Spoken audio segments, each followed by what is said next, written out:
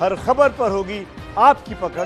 Download कीजिए ABP live app. AIIMS के पास में जो सरकारी आश्रय गृह बना हुआ है या जो यहाँ पर टेंट लगाए गए हैं, उसमें सैकड़ों की संख्या में लोग ऐसे हैं जो दिन रात गुजार रहे हैं। लेकिन ये जो सरकारी आश्रय गृह है या जो टेंट यहाँ टेम्परेरी लगे हुए हैं, उनमें सोशल डिस्टेंसिंग तक मुमकिन नहीं है।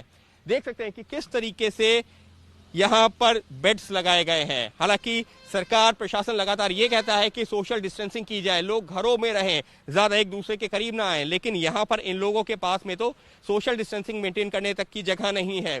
बेड्स लगे हुए हैं, इनके लिए तो बस यही कम से कम एक राहत है कि कम से कम खुले आसमान के नीचे नहीं है, एक टेंट है सर के ऊपर।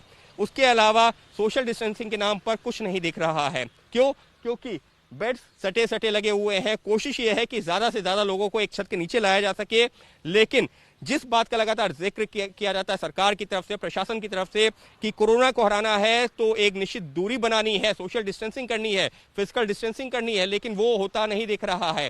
क्यों? क्योंकि लोग ज्यादा हैं, जगह कम है, और ऐसे में लोग एक दूसरे से सटे सटे बेड पड़े हुए हैं और उन्हीं पर जो है पूरा दिन रात गुजार रहे हैं।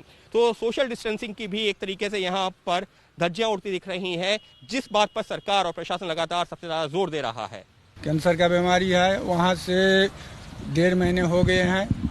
एक बार ओपीडी हुआ, दूसरी बार फिर ओपीडी हुआ, दवाई चेंज हुआ, दवा नहीं मिल रहे हैं। मेरे पास में पैसा भी कम हो गया, क्या करूं? मैं तो कुछ पैदल भी नहीं जा सकता, कुछ साधन भी नहीं है।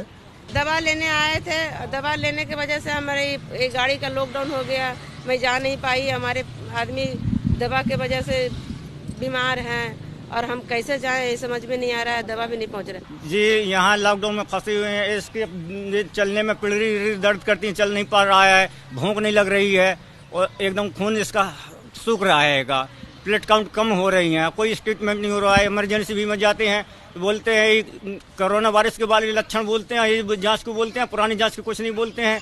बोलते हैं ठीक है, खांसी बुखार जुकाम तो नहीं है, ठीक है जाइए, कुछ नहीं है अभी, जब तक एम्स में कोई ज़्यादा जरूरी ना हो तो मत आने का। अब लॉकडाउन में पड़े हैं साहब, जा भी नहीं सकते हैं घर पे, अब क्या करें, इसमें पैसा भी नहीं रहा है, ना दवाई हो रही है ना घर जा रहे हैं। एम्स के आसपास के इलाके में ऐसे कई आश्रय गृह और टेंट लगे हुए हैं जिसमें सैकड़ों लोग फंसे हुए हैं। फंसे हुए मैं इस वजह से शब्द का इस्तेमाल कर रहा हूं क्योंकि ना तो अब ये घर जा सकते हैं और ना ही यहाँ पर रहने की कोई सुविधा है।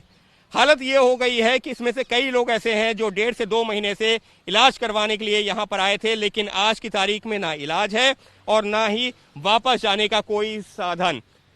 छोटे छोटे बच्चों से लेकर के बुजुर्ग उम्र के लोग तक, लेकिन यहाँ पर हर तरह के लोग फंसे हुए हैं और ये वो लोग हैं जिनमें से कई को गंभीर बीमारी भी है। इनके सामने संकट ये भी है कि कई लोग अपने परिवारों को अपने गांव, अपने जिलों में छोड़ करके आए थे।